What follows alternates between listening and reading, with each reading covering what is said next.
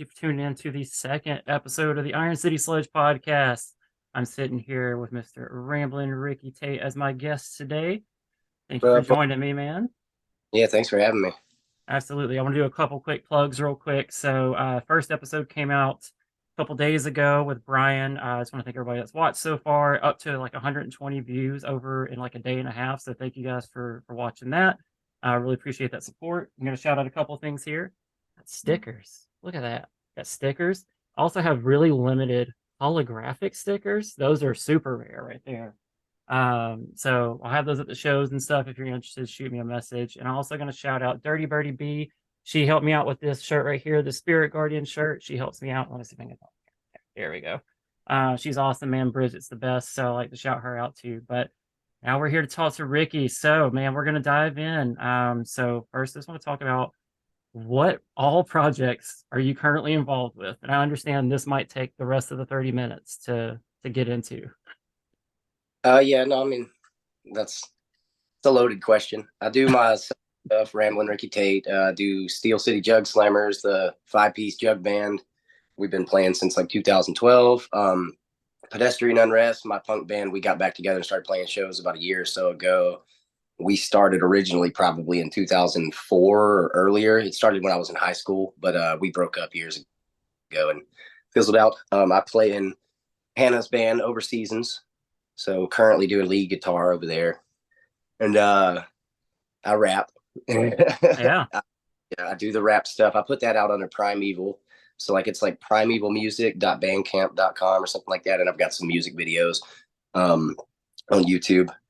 And then in studio wise, I have a couple of things that I do. Like I make random beats and stuff like that. And I do like kind of like dance and pop beats, stuff like that. But I also do a couple of metal projects. I do like a post hardcore, like noisecore, screamy little project called the Misery Estate. That's on Bandcamp. And then I do like a Elder Scrolls and Skyrim themed black metal band that's called Hermamora, and that's on the internet too. It's on Bandcamp.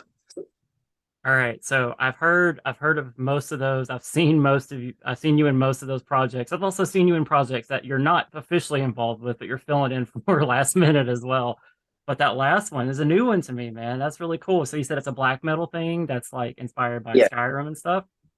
yeah, Hermamora. I haven't put anything out for it in the last couple of years. I've only ever broke the Elder Scrolls theme on one of the songs, but yeah, I scream about Tamriel and whatnot. Uh, it's kind of like it's satirical, but like I grew up on black metal and everything, so it's like as much as it's like a satire thing, like I do take the music seriously and everything, and like it is kind of sporadic and like freestyled, so there's real no structure to it. Mm. But I do kind of like try to hit like the hallmarks of like a classic Norwegian black metal sound, but like I just figured they were drawing from Tolkien, and I was thinking like, what do I do? I do Skyrim. Like, not that I'm not a Tolkien fan, I'm obsessed with Tolkien and like that whole universe. But yeah, like I mainly do video games and stuff more than reading. So I was like, this is the modern version of Norwegian black metal. We're all gonna be screaming about Skyrim. So Yes, Khajiit has wares, right? Is that one of your songs there?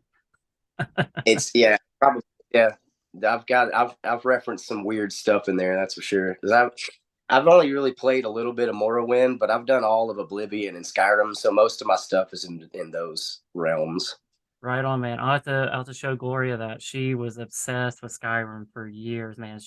I look, just so many hours put into it. I bet she would dig it. That's really cool. And I love the how you're referencing the original kind of history of black metal a little bit. Obviously, there's a lot of history there to unpack, but how they were Yeah, kind of influenced, and then hitting those hallmarks, which I'm assuming is like real trashy, bright guitars, blast beats, all that stuff, and just like Raymond, the awesome. screeching. Yeah, Yeah, yeah, dude.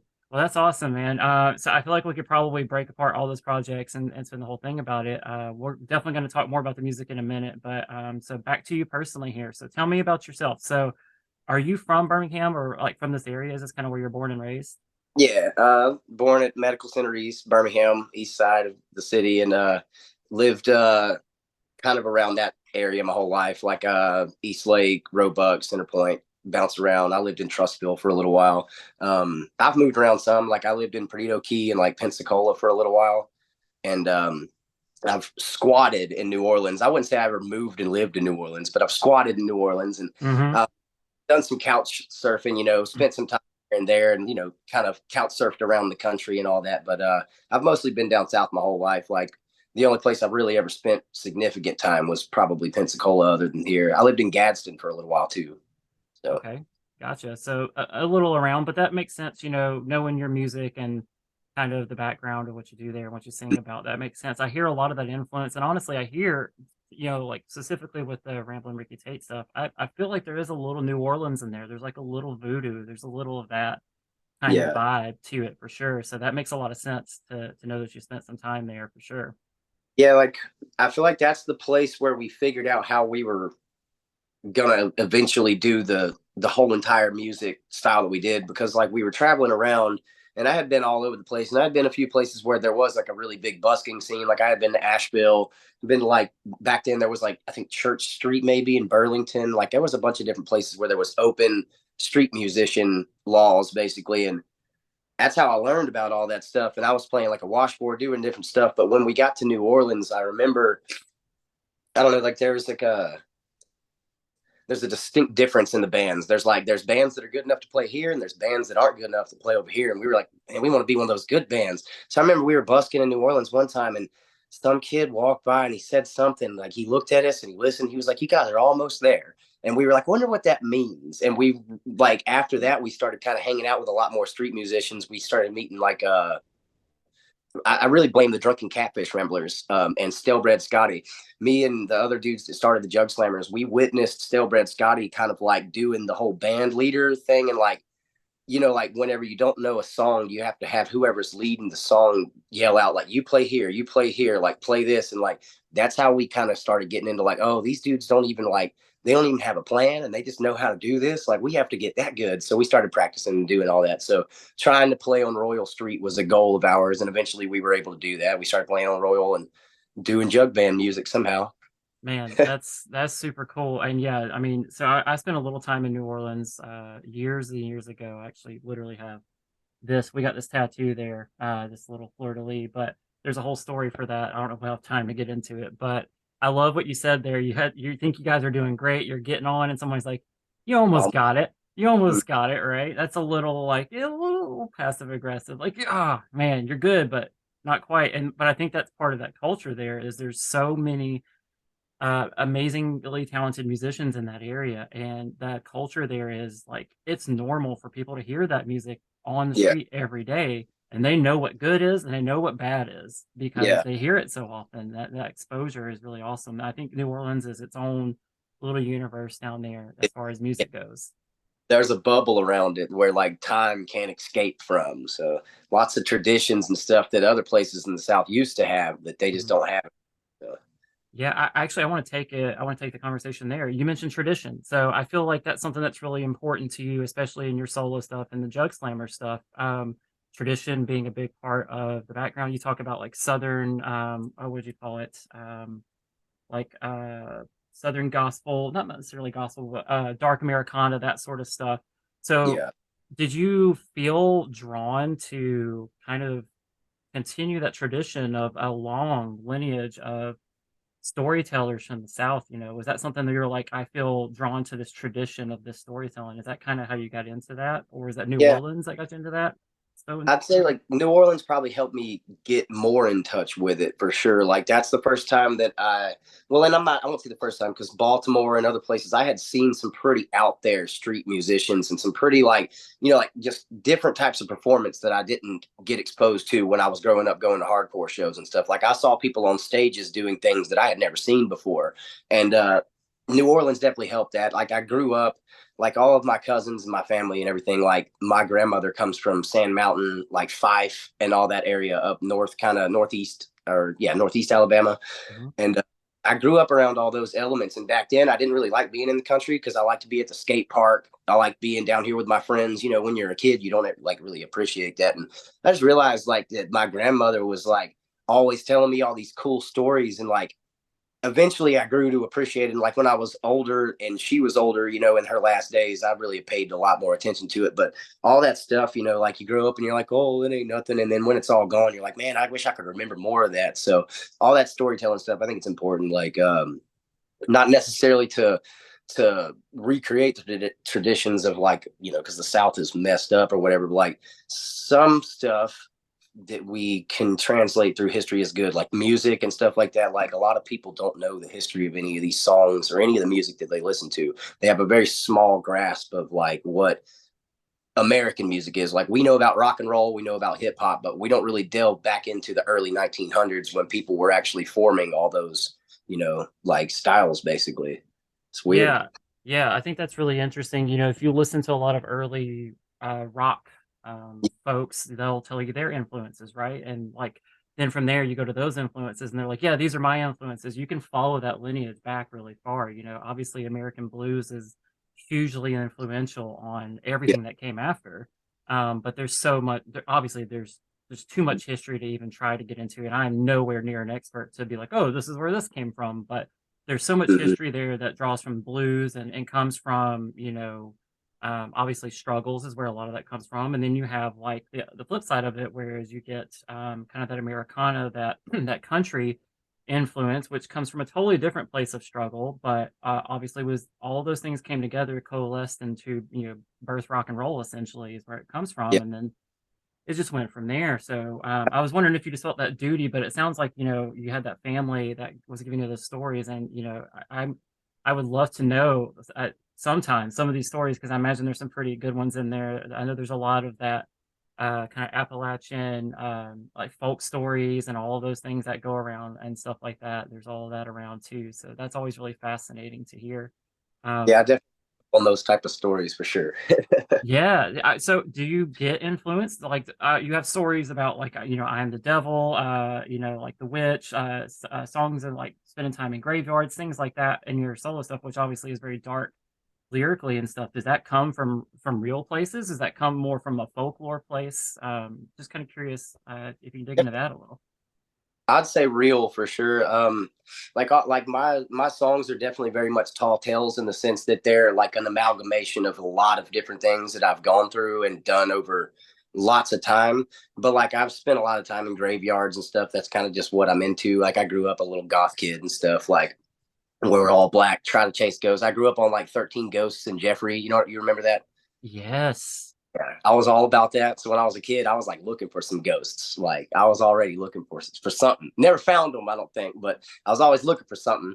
And yeah, I spent a lot of time in graveyards, and all that goes back to my grandmother and stuff too. Going up to like Sand Mountain, and the older the graveyard, the creepier it is. And I'm out here lurking around. It's a lot of it. So like all that stuff, kind of eventually, like you grow up like to back to the black metal thing. That's what drew me to the black metal thing. This macabre, like maybe a fascination with death. I don't even know, but like the thing that I do now is I kind of like I grew all those things together in one thing to where like those same elements that drew me to black metal and that frosty sound, that's what draws me to this like minor key, like banjos kind of tickling, like just dark sounding folk music. It's kind of the same thing, a lot of the same elements, and like it's all very much real from traveling and like I don't know, being surrounded by people dying and things. Like you realize eventually, like, man, I'm not like just living regular life. This is like a folk story. It's like a tall tale in and of itself. So you just start writing things together, like the witch. Definitely very much, in my opinion, happened. I wasn't hanging out with real witches, but I was hanging out with witchy women in a graveyard when that, hit me and all that. And kind of that's how it goes. So like it's all real and tall tales. Yeah, man, I love that. I love that. I think that once again goes back to that tradition of that storytelling, especially in the South. You're continuing in that similar vein, and obviously we hear all these tall tales. Like the most famous when I think of tall tales in music, Robert Johnson sold his soul to the devil, right? Like that's probably the most infamous musician story you hear all the time, and then he died like a really mysterious death and really young and stuff. So some of that stuff is obviously probably played up a little bit, but it adds to the mystique. It adds to the overall Like, picture. like back in those days, if you said some shit about the devil, people were like, "Oh, that's you don't mess with that." They grew up in the church, so they're like, "Man, you talking about the devil? That's sketchy." And I think Tommy was the one that actually perpetuated that he had sold his soul to the devil. And I think it kind of ended up attached to Robert Johnson a lot more because he came up under Son House and Charlie Patton and all these people who were really good, and he sucked. And then he disappeared for a little while. He came back to Son House and was better, basically. And they were all like, this dude did something weird. But that's kind of like the original story of the Steel City Jug Slammers too, my jug band. Like when we first started out, our whole story and stick was that I had gone to Mississippi and gotten possessed by a blues ghost like Robert Johnson at the crossroads. And then I came back playing this jug band music, like stripped him of his rock and roll nature and he came back possessed by the blues spirit. But there's a lot of people who have that as their like whole shtick in this genre that do it a lot better. We didn't stick with that very long. We ended up a lot more old timey, like trying to preserve the music and everything, but it definitely started out as kind of like a ghost story. And like we've always had those kind of jokes, like we're possessed by old blues spirits that make us hoot and holler. I love that stuff, man. I think when it comes to music, it's so important to the create that theme. When people go to shows, they want to feel something, they want to experience something, and to have this whole story and some mystique behind it, and then these really interesting lyrical topics that are maybe a little scary, right? Like the devil can be a scary idea. I Yeah. think that's really cool, and I think that you guys obviously take some have some leeway with it. You play around with it, and you make it your own. And now you also mentioned some really you mentioned Sun House and Charlie Patton and all these other guys, and those are just some of these early kind of blues influential people that was kind of referencing earlier. There's so many of them, right? There's so many great ones out there. Yeah, there's of them. It's like the original rock stars. Like those are the dudes that laid the format for rock and roll and metal. Like they were the original rock stars, and like we wouldn't have had Black Sabbath if we didn't have like Howlin' Wolf first. You know, Helen Wolf's so good, man. Helen and Wolf's that so good, and he deep was and what? Yeah, he's oh like a what, like 6'5" or something. He's like a gigantic human yeah, like being as well. Howlin' Wolf mess you up. Like you don't mess with a dude like Howlin' Wolf. Yeah, Nope, and, absolutely not. And yeah, and he had a bunch of great guys in his band. I can't remember all their names right now, but I know he had a lot of guys that went on to do their own thing as well. I just might be mm-hmm. drawing a blank on it, but well, man, I want to get back a little bit to you. I first off, thank you for sharing the story. This is exactly what this is about. I want to know your influences. I want to know your story, man, what gets you excited. And but I want to go back to kind of your origin of when did you really start getting into music? When did you find music? And was there maybe a mentor, older sibling, or family member, or friend that really kind of got you into music in the first place? Yeah, I mean, so like in the early 90s, like I was born in 89. So like in the early 90s, I was like trying to form cognitive thoughts and stuff. And my dad was a musician. So I grew up around all these musical instruments. He played in like, 80s metal bands. He played in grunge bands in the 90s and stuff. Like at that point in time, I can very still vividly remember 80s metal being a thing. He was fully in it. Everyone was doing it. They would play at like the fairgrounds in Birmingham and stuff. And like, there was 80s metal going on. So that was like my first influence of like how I got into music is my dad was in bands and like he played in a grunge band called Fuzz. And me and my brother would go over there. Me and my brother kind of got into music at the same time. So me and him were like the competitive, like, oh, let's learn this, let's learn that. I was going to be the guitar player. He was going to be the drummer. We Mm-hmm. switched. I ended up being good at drums. My brother was the guitar player. And we grew up at Fuzz, like at their band practices. So like they had a Sega over there. We could play like Mortal Kombat. They had like Green Day and Nirvana albums and stuff. We just thought all that was like really cool. And we got to watch their band practice. They had like a bunch of really good songs that I still get stuck in my head. I can't even listen to them anymore because they don't exist. But I don't know where those recordings are. I'm sure they're out there somewhere. But the band Fuzz, he was in that band. We would go over there all the time.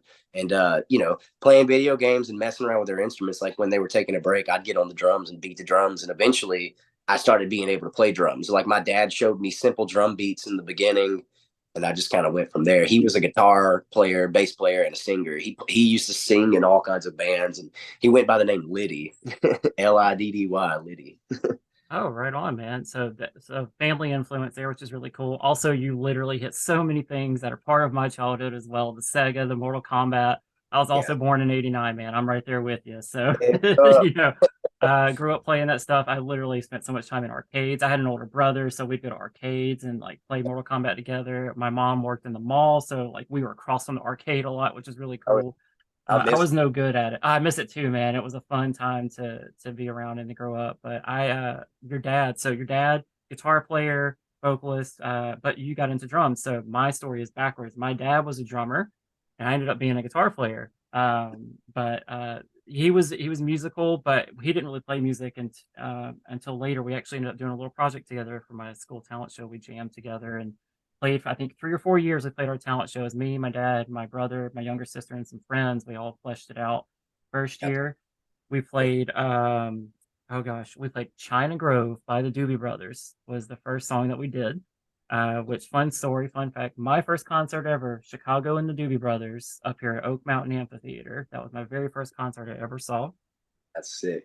Yeah, man, it was great. So I was influenced from a young age. My dad was a huge Chicago fan, so that was the music I grew up on. I had an older Everybody, brother that was into little Nick pulls out a record and he's like, Chicago. exactly. Yeah, I've not tried to spin it backwards and see what happens yet. I have almost all their albums, so I should check it out and see if it works. But that was what I grew up on. My older brother, he was the first one that got into like heavy music, and that was when I really started experiencing that stuff. In the '90s, obviously hip hop was real big. Yeah. So grew up here in that, and then late '90s really got like Rage Against the Machine. This is gonna sound so crazy. Rage Against the Machine, Disturbed, and Corn were like the first heavy bands I ever heard in my life. Right And there with Corn was my first favorite, like heavy band. Like my first favorite band, I would probably say was Kiss through my dad mm, of him he just being mind blown by their makeup. Then my first actual by choice favorite band was Rancid, and then Corn broke me, and I was like, oh, I like. So yeah, man. It's so funny how that works.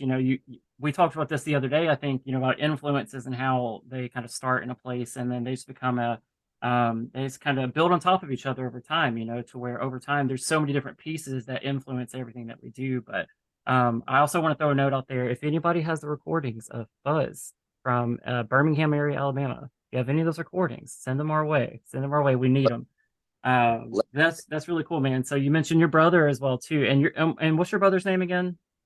Steven, he's like a fabricator and stuff. He does Dixiana cycles. He also plays in the Steel City Jug Slammers with me.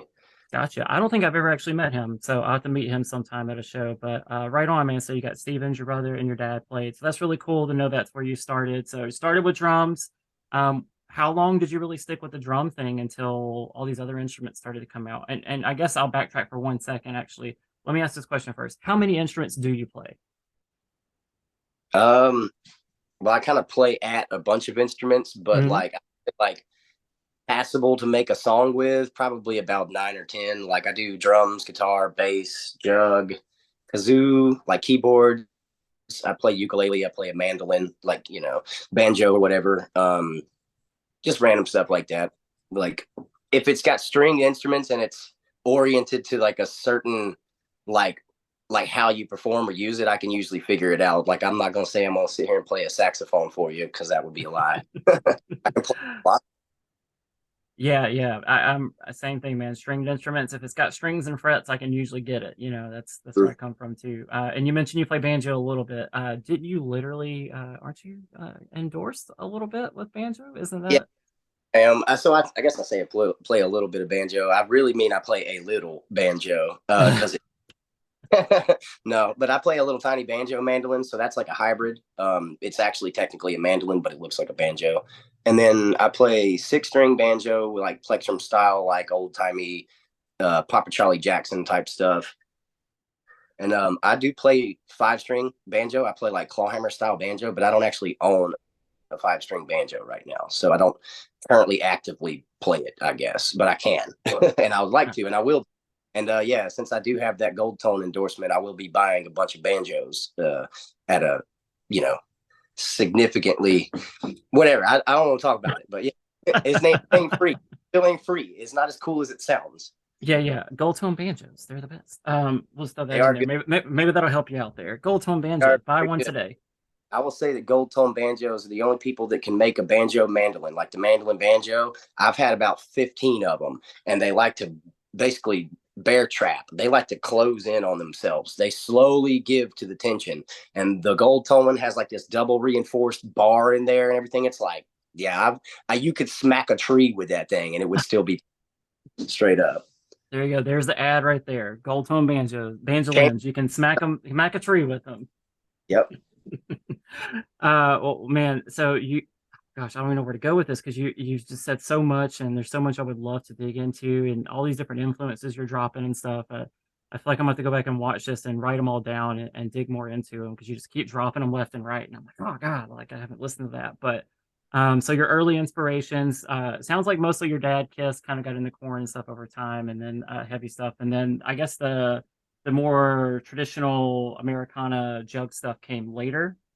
Yeah, much later. Definitely.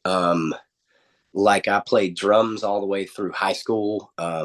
Did that for years, and I didn't start actually seriously playing guitar like until I was probably about 18. Honestly, like when I was a teenager, I could play punk. I wrote all of Pedestrian Unrest stuff when I was a teenager. Like all of our songs, other than maybe like two or three, I wrote all that and recorded that when I was in ninth, 10th grade. I played bar chords, two finger bar chords. That was like it, like rough, crude solos, if that. And that's all I really delved into. And then, like in my late teen years, I started trying to play metal. Everyone was into metal and sweeping and who can shred. So I started trying to learn how to shred. I got pretty good at metal guitar for a little while, and that's what I really wanted to do was transition from drums to playing like death metal, basically, and shredding and sweeping and all that.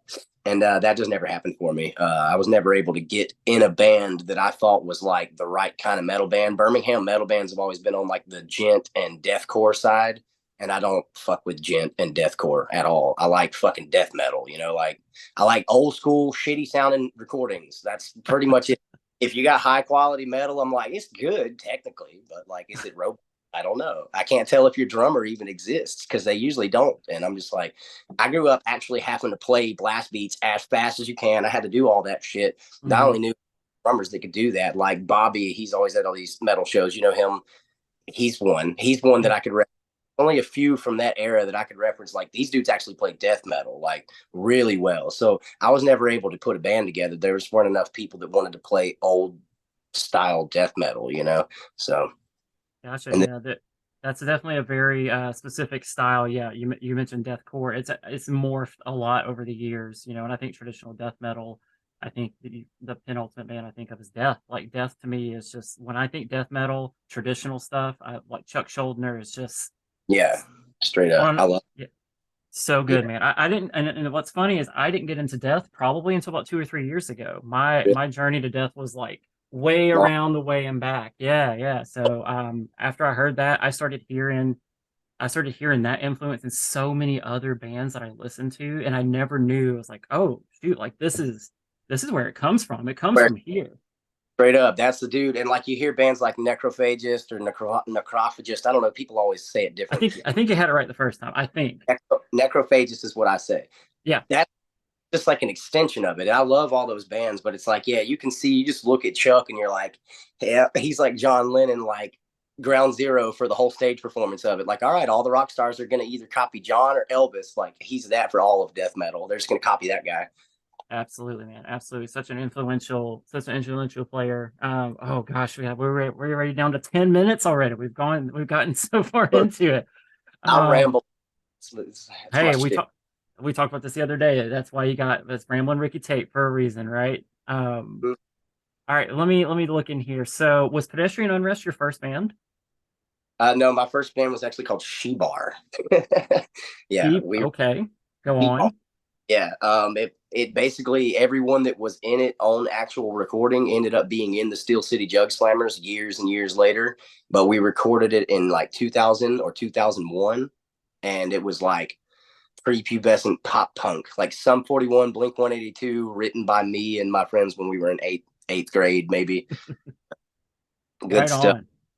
Well, that's Yep. funny that you started there and then you guys found each other later in a totally different realm. That's interesting how that kind of came around there. And I Yep. listen, once again, late 90s, early 2000s, there was a lot going on, right? You had, like I said, hip But I hop, was you had involved in all of it. I loved it. I yeah, was in hip hop. I was DJing and scratching. I was all about all of it. So very much my era. I got you, man. Same here. Like I still listen to that Sum 41 stuff. The guitar playing on some of the albums is so Mhm. cool. God, what's that guy's name? Brown Sound. Yeah, Brown Sound. That's how we Yep. slipped back into having thrash metal bands again because we all grew up on Sum 41 playing and we were like, oh yeah, thrash metal. I used to love Megadeth. And it just like, here it is again. You ended up with like Municipal Waste and all these bands. Like, that's why I like that. It's because I was like always hearing that same metal sound, whether you think it's one genre or the other. It's like, I remember that.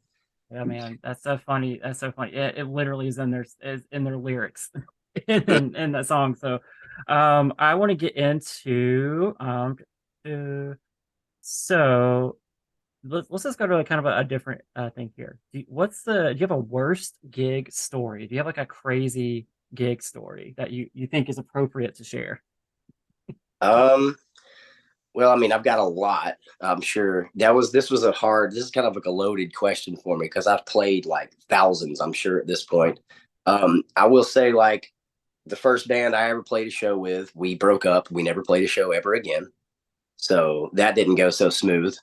But looking back on videos that finally emerged, I don't think we sucked as bad as we thought we did, but we were embarrassed to the point that we never played ever again. Um, so let's see, like I've been through the worst of it. I've broke a lot of strings on stage and really important times. Hmm.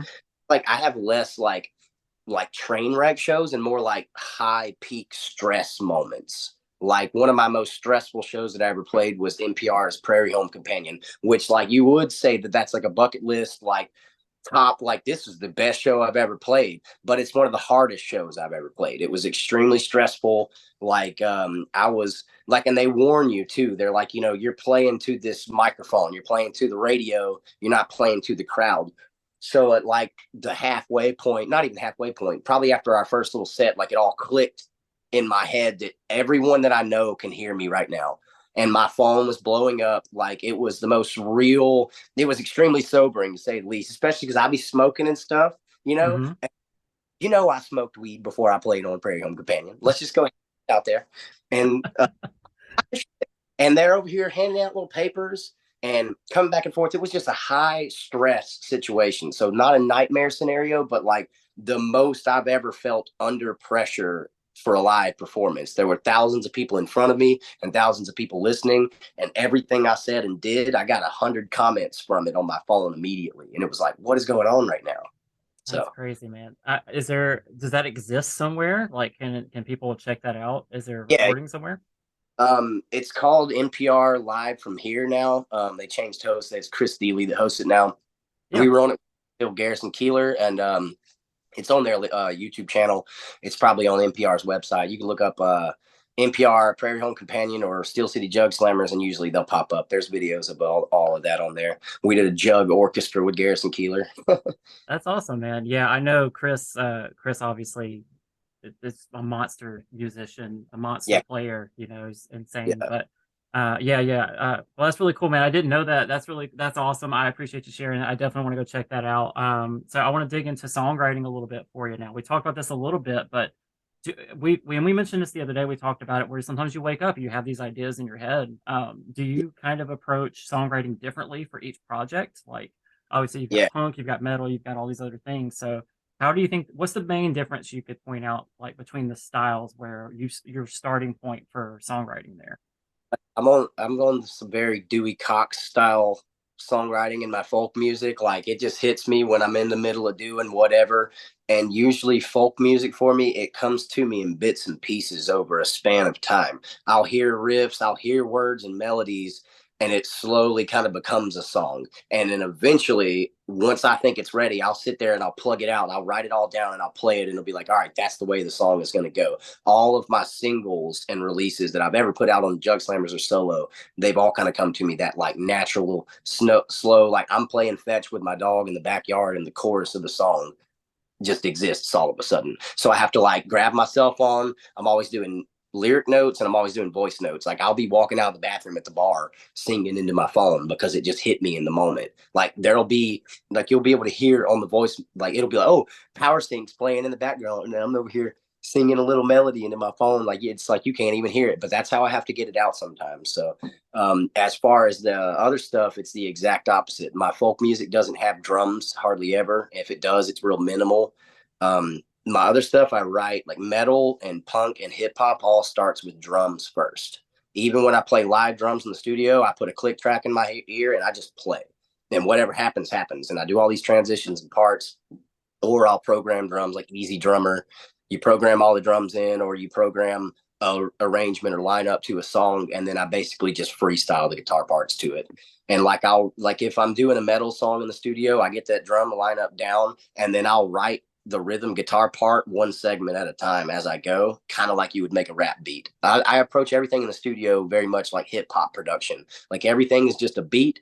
If you need a punk rock song done, like, yeah, lay a punk beat down and get to it, get your melody, get your rhythm, get your bass, you're done. So I don't know. Right on, man. Yeah, I think it's so cool how you're able to just draw these influences out of the ether sometimes. They just come to you, right? Like, I think I told you about it, or I mentioned it a second ago. Like sometimes you wake up and there's the melody there. It sometimes it comes out of nowhere, and I don't know how to explain it to other people who don't experience it. It is the craziest thing in the world to hear sometimes fully fledged ideas in your head, and Yeah, then for me, the hardest part is always getting them from there out onto the instrument. yeah, That's that's the hardest part for sure. And it's harder for me than it ever has been too, because I'm hearing more elaborate stuff than I ever have. And I listen to a lot of like vocal bands, like harmony singing and stuff like that. And like, man, they're just changing 50 different chords and key changes and stuff. And it's like while the Jug Slammers have had some songs that have key changes and stuff, like I'm not responsible for any of that. I just learn it and play it. Like my stuff is usually just a few chords. Like I don't need 50 chords, but like lately I'm thinking maybe I need some extra chords. maybe Need I me need some. 4 chords instead of 3 chords in this song. I'm gonna be a R&B singer before you know Oh, it. hey, man, listen, that stuff's so great. I played in a duo a few years ago. We did a lot of R&B, like 70s R&B and funk and stuff. So like Marvin Gaye and Stevie Wonder and all those guys, and I absolutely love all of that stuff. But Yeah, that's do I that's a whole other conversation there for sure. Well, always man, do. yeah, yeah, yeah. So we're getting a little low on time. So we got about a minute left. So we're getting into crunch time here. What events do you have coming up, man? What's your next shows you're playing? See, I think I've got the important ones written down over here. February 3rd at the Bard, 805 in Huntsville. February 10th and 11th will be at Jalopy Theater in Brooklyn, New York. And February 18th, I'll be at Black Market Bar in the morning. Then we'll be doing the jug band thing at the Alabama Jubilee at True Story after that. Um, February 24th February 21st and 24th, I'll be at Rougarou. March 5th, I'll be at Max Stern Lounge. So, and then we have third Friday at Rougarou. Usually it'll be back to third Fridays, and then third Saturdays always Alabama Jubilee at True Story. All right, man. You got a lot coming up. I really, really appreciate you taking the time. I think we're going to have to do another one of these sometime where we sit down and chat some more because I feel like there's so much to get into. But man, we'll wrap up for today. Thank you for taking the time, Ricky. I'll see you around soon. All right. For sure. Thanks for having me. Thank you for listening. We got a little sneak peek coming up here for you now of Ricky's new unreleased music video, a little teaser for you. He's going to have that releasing real soon, so just follow him for details on that. Once again, I want to thank Ricky for joining me today. Had an awesome conversation. I feel like we could have gone on forever, so once again, thank you, Ricky. Check out his shows. He gave you all the dates there at the end. He's got so many coming up, and he is just an amazing, amazing live show to catch, so don't miss out on that. I've got some more great interviews coming up for you. We're going to be releasing every Saturday, so stay tuned. Until then, have a good one.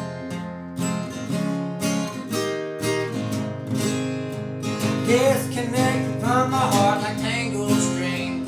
All there is left are mangled remains. Won't you just stop and tell me anything? Why you always gotta do me so mean? I can only wait around for just so long. Before you know it, I'll be up and